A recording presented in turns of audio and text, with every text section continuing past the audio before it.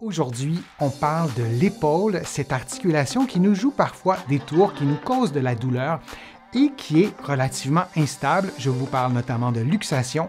Qu'est-ce qu'on peut faire pour soulager une luxation? Et on commence maintenant. Je suis Denis Fortier. Si vous êtes nouveau ici sur ma chaîne YouTube, je vous conseille de vous abonner en cliquant sur le coin inférieur droit de l'écran. Je vous invite aussi à vous abonner gratuitement à mon infolettre en visitant mon site web, le www.denisfortier.ca. Maintenant, l'épaule, parlons de cette articulation qui est absolument fantastique, qui permet à votre bras de bouger dans une immense amplitude articulaire. Et la raison pour laquelle vous arrivez à bouger dans une grande amplitude articulaire, c'est qu'on a des surfaces articulaires qui sont vraiment non congruentes. Alors, on voit ici au niveau de l'humérus qu'il y a une sphère presque parfaite.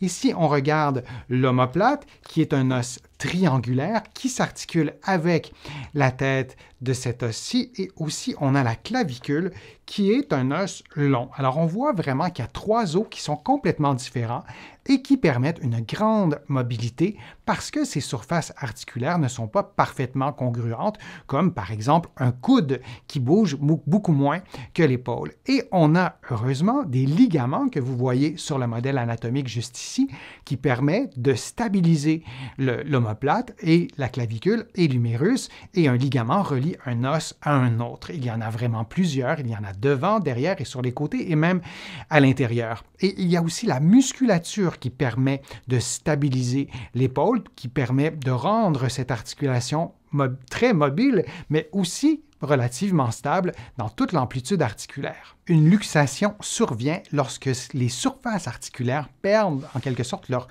congruence, lorsque le mouvement ne se fait plus, lorsque la tête humérale est sortie de son socle. Pour le résumer un peu, il y a deux grandes familles de luxation de l'épaule, la luxation antérieure qui est beaucoup plus fréquente, et il y a aussi la luxation postérieure. Il y a également des subluxations. On n'entrera pas dans les détails aujourd'hui, mais je vous donne un exemple. Les personnes qui ont une hémiplégie, alors qui paralysent d'un côté, notamment les muscles de l'épaule sont affectés, on a moins de stabilité qui est attribuable à la musculature parce qu'elle fonctionne moins bien. Et parfois, on voit vraiment une subluxation, c'est-à-dire que le bras va en quelque sorte descendre par rapport à l'épaule et on voit vraiment, parfois même à l'œil nu, qu'il y a une distance qui s'est créée entre le bras et l'épaule et on parle alors de subluxation, ce qui est assez différent d'une luxation qui peut arriver, par exemple, dans un contexte de blessure sportive. Les facteurs de risque de la luxation, évidemment d'être exposé à des stress comme les sports de contact, c'est un facteur de risque. Les personnes aussi qui font un travail manuel qui requiert des mouvements du bras au-dessus de l'épaule vont avoir des luxations beaucoup plus fréquemment. Les personnes qui font des convulsions aussi, dans un contexte de convulsion, nos muscles ne fonctionnent pas de la même façon. On peut tomber aussi, alors on voit des luxations aussi dans un contexte de convulsion. Il y a aussi l'hypermobilité, les personnes qui ont des ligaments qui sont très souples. Il y a des tests qu'on fait en rééducation pour évaluer la souplesse ligamentaire. Je vous en ai déjà parlé dans une vidéo. Par exemple, si vous arrivez à placer votre pouce sur l'avant-bras, moi j'y parviens pas, peut-être que vous avez des ligaments plus souples que la majorité des personnes et si c'est le cas, bien, vos ligaments peut-être assument un peu moins leur rôle de stabilisateur et votre épaule est peut-être plus à risque de se luxer soit vers l'avant ou vers l'arrière. Et il y a aussi des particularités osseuses. Parfois, notre ossature n'est pas formée de façon optimale et donc, parfois, il y a un plus grand risque que la tête humérale se déplace du socle que constitue l'épaule. Il y a aussi le facteur de risque de récidive. Il y a beaucoup de personnes qui ont une première luxation et qui sont à risque d'en avoir une deuxième et une troisième et une quatrième.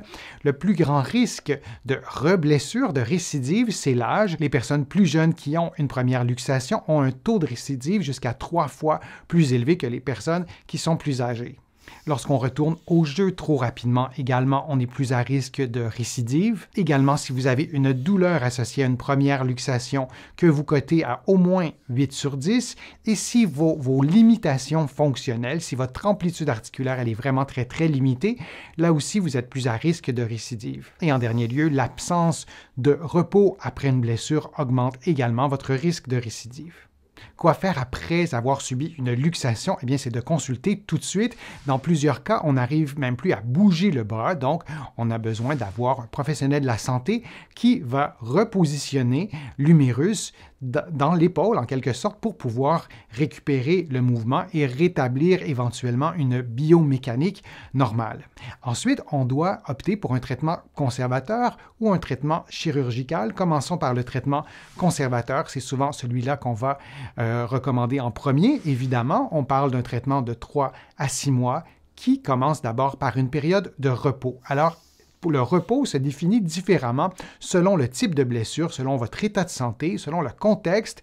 Il est rarement recommandé d'être immobilisé longtemps et il est rarement recommandé de ne pas être au repos du tout. Alors, le repos peut donc être une diminution importante des activités qui sont associées à la blessure ou, dans certains cas, à l'immobilisation. Attention, lorsque vous êtes immobilisé, par exemple, vous gardez votre bras dans une attelle, par exemple, complètement immobile, ce n'est pas recommandé d'être immobilisé complètement trop longtemps. Par exemple, si on a une atteinte au niveau d'autres tissus, mis à part la luxation, eh bien, il peut y avoir une raideur qui se forme durant cette immobilisation complète et vous pouvez vous imaginer la difficulté de rééducation lorsqu'on a une épaule qui bouge trop parce que les ligaments ne sont pas assez solides, disons, et en même temps, d'autres tissus qui sont très, très raides. Alors, ça devient très compliqué de traiter ces épaules. Alors, on ne veut pas avoir une raideur qui est secondaire à une immobilisation. Alors, c'est pour cette raison que je vous dis aussi de consulter un professionnel de la réadaptation. Ici, on parle des professionnels de la physiothérapie et si vous êtes de l'autre côté de l'Atlantique, on parle des kinésithérapeutes. Faisant partie des traitements conservateurs, il y a le soulagement de la douleur. Certains patients sont soulagés par une application de glace de 15 minutes. On place la glace dans une serviette humide. D'autres patients sont plus soulagés par une application de chaleur sur les muscles qui seraient trop tendus. En réadaptation, on a aussi d'autres modalités. On a des appareils aussi qui permettent de diminuer la douleur comme le TENS et on doit aussi faire des exercices de rééducation. Je vous parlais des muscles stabilisateurs. Il y a les ligaments qui stabilisent, qui sont des structures qui sont non contractiles, mais on a aussi la musculature. Alors, de stimuler, de renforcer les rotateurs, notamment en excentrique. Pour ceux qui sont familiers avec ce type de terme, la contraction excentrique est en fait une contraction musculaire qui a lieu pendant que le muscle s'allonge. Je vous ai déjà présenté en fait une vidéo sur les contractions excentriques.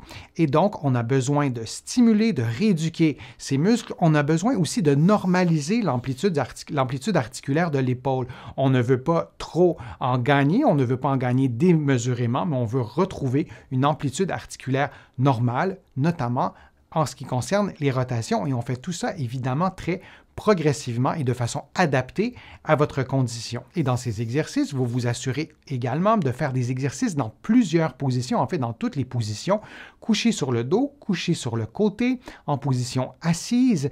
Et lorsque vous faites par exemple des exercices couchés sur le dos, vous êtes couché sur votre omoplate, donc le poids de votre corps stabilise l'omoplate. Lorsque vous faites des exercices en position debout, l'omoplate n'est pas du tout stabilisée. Alors, c'est important de faire des exercices dans plusieurs positions et durant votre rééducation, vous devez également ne pas oublier les mouvements que vous faites durant votre activité sportive ou que vous faites au travail si votre luxation est survenue dans un contexte professionnel. Faites également des exercices de mise en charge.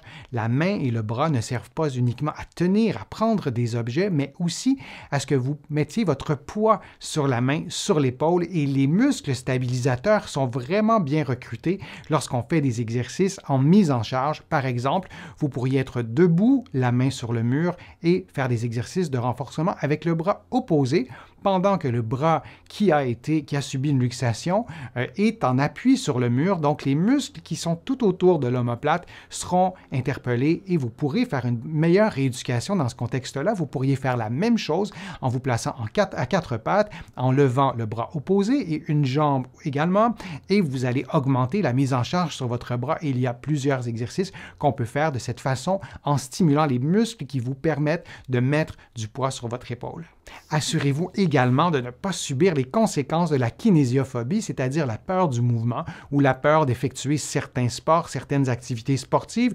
Lorsqu'on a subi une luxation importante, parfois on a peur de refaire les mêmes mouvements, c'est tout à fait normal et il y a beaucoup d'études qui ont démontré que cette kinésiophobie peut faire en sorte de retarder la guérison, peut faire en sorte qu'on reste avec certaines séquelles d'une luxation, ne serait-ce qu'en raison de cette kinésiophobie qui nous empêche de faire certains mouvements. Si la douleur persiste 2-3 semaines, une douleur relativement forte, ce n'est pas normal. Vous retournez voir votre médecin pour peut-être passer des examens supplémentaires. Il arrive relativement fréquemment qu'une luxation est associée à une blessure à l'os, par exemple, une petite fracture est associée parfois à une déchirure, à une blessure de la coiffe des rotateurs. Alors si après 2-3 semaines, la douleur persiste, peut-être que ce type de blessure vous concerne, alors vous avez besoin d'une nouvelle évaluation et de reconsidérer la stratégie thérapeutique. La chirurgie fait partie de ces stratégies thérapeutiques. Dans certains contextes, on préfère aller tout de suite en chirurgie, mais comme je vous le disais, généralement, on choisit un traitement conservateur en premier lieu. Si vous avez eu plusieurs luxations, vous en êtes à votre deuxième, à votre troisième, vous êtes relativement jeune, donc je vous le disais, l'âge est associé à un plus grand risque de récidive. Les personnes qui sont plus jeunes récidivent plus souvent. Parfois, on préfère aller tout de suite en chirurgie. Si vous avez eu une blessure à l'os, vous avez eu une blessure à la coiffe des rotateurs, on choisit parfois d'aller en chirurgie, mais tout ça doit être évalué cas par cas. Il ne faut pas exclure systématiquement la chirurgie et à l'inverse, il ne faut jamais exclure un traitement conservateur lorsqu'il y a un potentiel de rééducation. Et après la chirurgie, c'est important aussi d'avoir un bon programme de rééducation. La chirurgie ne vous permettra pas de retrouver votre force musculaire, ne vous permettra pas non plus d'être capable de recruter vos muscles suffisamment rapidement pour assurer une bonne stabilité dynamique de votre épaule.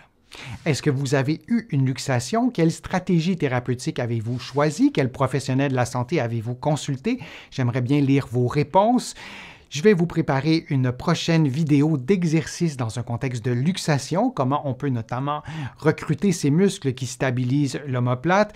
Et je vous invite aussi, si vous avez aimé la vidéo, à cliquer j'aime, à la partager sur vos réseaux sociaux et à la commenter.